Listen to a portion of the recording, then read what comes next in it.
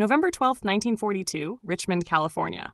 On this day, the SS Robert E. Peary, a fully completed cargo ship measuring 441 feet in length and weighing an astonishing 28,490 tons, was prepared to slide gracefully into San Francisco Bay. The incredible thing was that this ship had been assembled in a mere 4 days, 15 hours, and 29 minutes, a time frame that, at the time, seemed unimaginable to anyone familiar with traditional shipbuilding. To put this achievement into perspective, conventional shipyards, relying on master shipwrights and centuries of accumulated craft knowledge, typically required between 6 and 8 months to complete vessels of a comparable size. And yet, here, at Kaiser's yard, stood a fully finished Liberty ship, ready to sail into service and contribute to the Allied war effort. Over 1,000 workers stepped back from the massive hull, revealing a sight that would redefine industrial production. These were not conventional shipwrights or seasoned maritime artisans.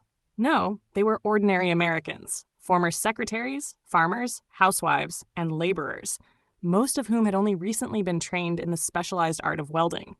A crowd of government officials, journalists, and rival shipyard owners had gathered to witness an event that would herald a fundamental transformation in American manufacturing. What unfolded here was not just a local achievement. It was a systematic revolution that would ripple through industrial practices across the country for decades to come. The calculations of Allied victory, it turned out, were being recorded not on battle maps or strategy charts, but in production statistics that shattered centuries-old assumptions about how quickly ships could be built, how much skill was required, and what industrial processes were even possible. The story began earlier, on December 27, 1940, when Henry Kaiser, a 58-year-old construction magnate, signed his very first shipbuilding contract. Kaiser, unlike anyone one would expect in ship construction, had never built a single vessel, had never managed a shipyard, and had spent his professional career overseeing massive earth-moving and concrete projects, primarily building dams across the American West. Yet this outsider promised the United States Maritime Commission that he would deliver 30 cargo vessels to the British government within 2 years, a claim that would make traditional shipbuilders scoff. The respected naval architects at Todd Bath Iron Works, one of the oldest shipyards in America, reluctantly agreed to partner with Kaiser on the project, assuming that their expertise would cover for his inexperience. What none of these skeptics realized, however, was that Kaiser's lack of shipbuilding knowledge would ultimately become his most significant advantage. Among the observers was William Francis Gibbs, America's leading naval architect, whose firm Gibbs & Cox had drafted the Liberty ship designs based on British models.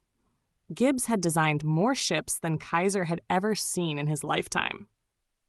The revolutionary journey from skepticism to industrial marvel began in the offices of Todd Shipyards in New York.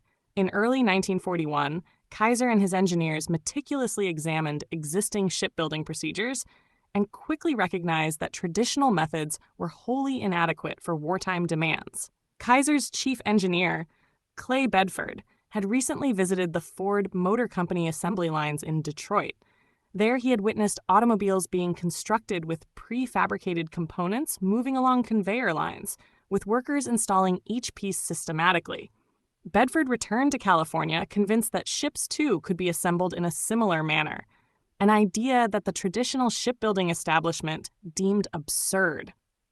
One of the first bold proposals Kaiser made was the complete elimination of riveting. Traditionally, ships were constructed with rivets, metal pins heated and hammered through overlapping steel plates. Even the most skilled riveting team could install only about 100 rivets per day, and each Liberty ship required roughly 1 million rivets if built in the conventional way. Kaiser proposed to abandon this centuries-old practice and use electric arc welding instead, a method he had mastered while constructing pipelines in the American West. Skepticism ran high in the Maritime Commission. Vice Admiral Emory Land, chairman of the commission, initially doubted the reliability of welding at such a scale. Private correspondence preserved in the National Archives reveals the sentiments of the time. Welding has never been proven reliable for hull construction at this magnitude. The British Navy forbids welding on warship hulls. Kaiser proposes we gamble America's supply lines on an untested technology. Yet Land also understood the urgency of the situation. German U-boats and surface raiders were sinking Allied ships faster than they could be replaced. In 1941 alone, roughly 3.6 million tons of Allied shipping had already been lost to enemy action. Britain was facing starvation. At the rate of 230 days per conventional ship, the Allies would lose the Battle of the Atlantic before American yards could react. Thus, approving Kaiser's contract became an act of necessity rather than confidence. The Richmond Shipyard rose from empty mudflats between January and December of 1941. Instead of massive gantry cranes and elongated building ways typical of established yards, Kaiser created a facility that resembled an automobile assembly plant. 7 parallel building ways were surrounded by open prefabrication areas. Heavy-duty cranes capable of lifting entire ship sections were installed every 100 feet, and railroad tracks crisscrossed the yard to transport steel sections weighing up to 150 tons. Observers were shocked by the unconventional layout, but the system was precisely designed to facilitate rapid assembly. The arrival of the workforce marked the next phase of revolution. Traditional yards relied on skilled workers from maritime communities, passing down knowledge across generations. Kaiser instead advertised across America, offering wages 20% above the norm and promising comprehensive training.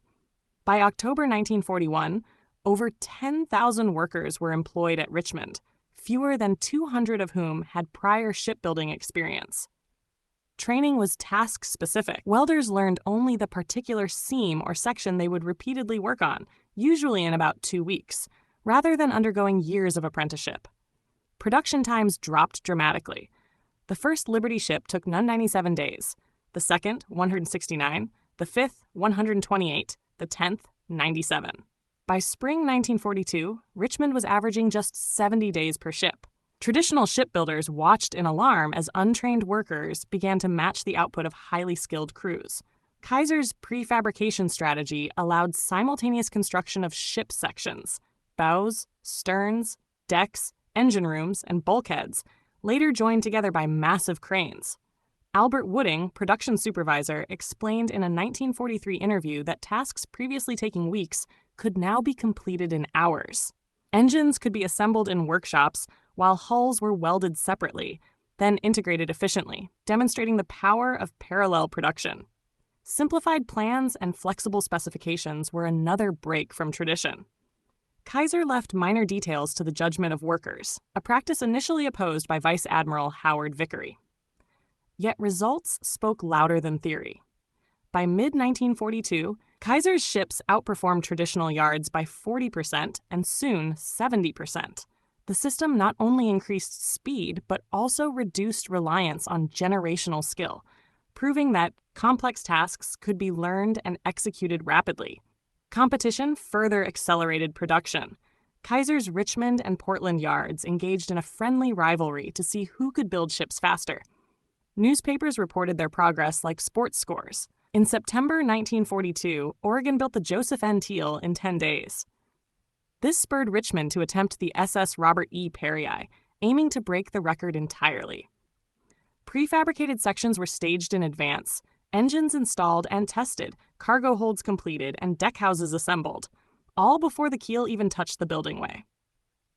On November 12, 1942, the Peary launched after just 4 days, 15 hours, and 29 minutes, fully operational and requiring only minor fitting before service. The demonstration had profound consequences. 6 months prior, Kaiser had been dismissed as an outsider. Now, the maritime establishment had to reconsider everything.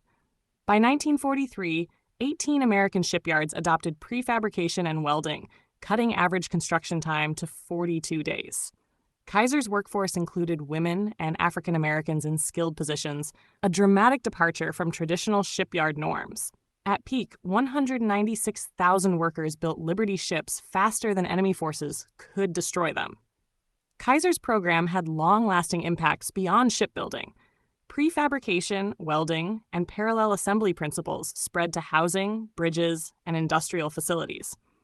Training programs demonstrated that workers could master specific tasks in weeks rather than years. The Liberty Ship program became a cornerstone case study in rapid industrial capability development, illustrating that organizational ingenuity could overcome assumed physical limitations. Despite skepticism, Liberty ships proved highly effective. Out of 2,710 built, only about 200 were lost to enemy action. Some experienced structural issues due to brittle fractures, but procedures improved by 1944. Ships exceeded their expected 5-year lifespan, with examples like the SS John W. Brown and SS Jeremiah O'Brien surviving into the 21st century. Economically, the program transformed communities. Richmond, California, grew from 23,000 to over 100,000 residents in 3 years. Kaiser built integrated supply chains, towns, and steel production facilities. Workers carried wartime skills into post-war industries, and prefabrication techniques became global standards. Japan and South Korea studied and adopted these methods for their post-war shipbuilding industries. Ultimately, Kaiser demonstrated that ordinary people, when trained and organized effectively, could achieve extraordinary results. Ships that once took months could be built in days. Industries resistant to change could be transformed quickly. The Liberty ships were not merely vessels. They were tangible proof that human ingenuity, when empowered by necessity and freed from tradition, could accomplish the impossible. Between December 1940 and September 1945, 2,710 Liberty ships carried not only cargo, but also a profound demonstration of what industrial innovation and human organization could achieve.